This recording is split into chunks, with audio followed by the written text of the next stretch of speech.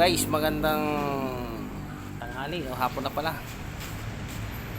So ngayon, Miyerkules coding. So araw ng maintenance. So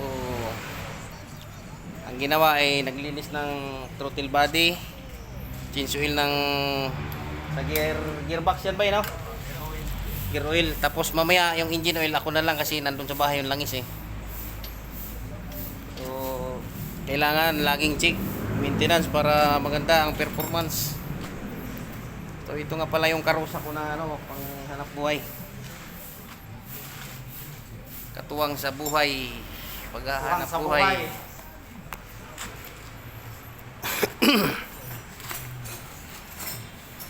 So ito nga pala guys, Rosie nga pala ito. Rosie lang sa kalam. Ito yung kaibigan ko, mekaniko. Oh. Bisaya po ninda ko. Bisaya nako. Oh. So happy lang. Sabi nga sa Rosie, sabot-sabot lang. Nagsasali na siya ng ano, gear oil.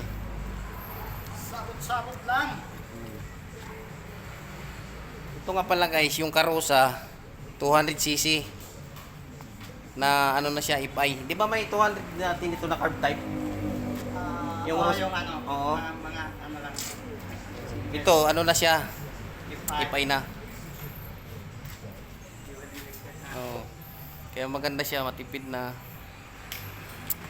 Maganda siya dalhin para kang naka 4 wheels eh. Yan. So mamaya gagawa ko ng ibang video, ipiplex ko kung anong mga accessories na dinagdag ko diyan. Ano yung mga nakalagay, ano yung pang ano, pang para maligaya, masaya yung mga pasahero natin. Mainit naman diyan, bay. Lapit na eh. So kayo guys, mag-Rosie na rin kayo. Kasi simula pa man noon, Rosie na talaga yung ano ko, mga gamit, mga simula pa sa single noon, ilang Rosie na dumaan sa akin, mga kapatid ko, mga kaibigan, kakilala. Okay naman.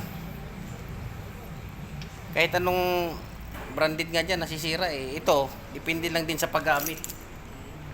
Mga dating nilalait nila, pero ngayon gumanda na. Naglabas ng 3-wheel na FI. O, pwede siya sa tricycle, panghanap buhay. So, yan nga guys, malapit na matapos. Pangmasa. Pangmasa.